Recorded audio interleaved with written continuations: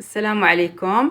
اليوم وصفتنا غادي تكون ان شاء الله عباره عن التبريمه المغربيه اللي كيعرفها كل شيء في الفوائد ديالها. عندنا هنايا الورد اللي كيقلل من المسامات، كيعالج البشره الجافه، كينقص لنا من حب الشباب، وكيعطي واحد الريحه اللي هي طيبه وكل شيء كيعرفها.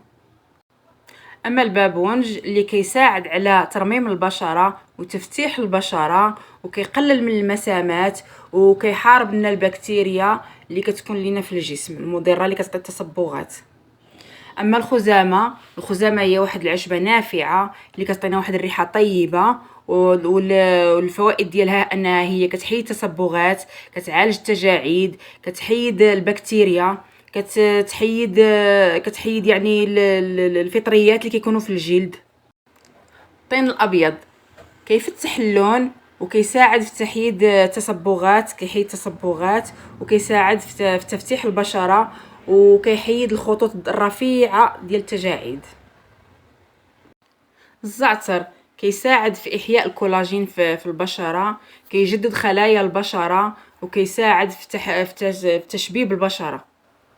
الروزميري او اليازير كيساعد في كيحيد لنا الخطوط الدقيقه، في يعني كيعالج لنا الشيخوخه المبكره، وكيحارب يعني الشيخوخه، وكيعطينا شويه نضاره للبشره، وكيفتح لنا البشره.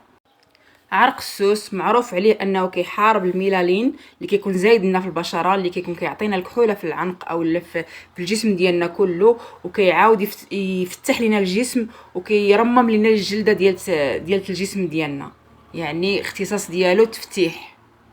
النيله الزرقاء ما كاينش اللي ما كيعرفهاش. النيله الزرقاء فوائد ديالها كثيره وكثيره بزاف، منها انها كتعالج كتحمينا من ترهل البشره، كتحيدنا الرؤوس السوداء، يعني عامل رئيسي في تحييد الرؤوس السوداء، كتوحد اللون، وكتعطي واحد النضاره وتبييض. السدر المطحون كيساعدنا اننا نحيدو الكلف من البشره، الكلف العميق، وكيخدم بحال شكل شي غسول ديال الجسم، كيوحد لينا اللون ديال البشره ديالنا، وكيحيد لنا الكلف، وكيحيد التصبغات. صافي، هادو هما الاعشاب اللي جمعت كل شيء اللي دابا عاد وريت لكم، اللي كنت كنذكرهم لكم مجموعين هنايا. من بعد كنجمعوهم كنطحنوهم يعني بواحد الكميه اللي هي متساويه.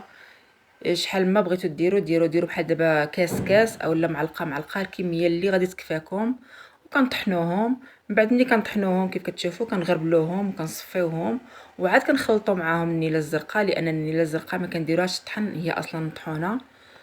صافي، لو كنتو تشموا هاد الريحه اللي طالعه منهم يا سلام ما شاء الله. من بعد ما كنخلطوهم بحال هكذا كنعمروهم في واحد القريعه ديال الثلجاج اولا اللي عندكم.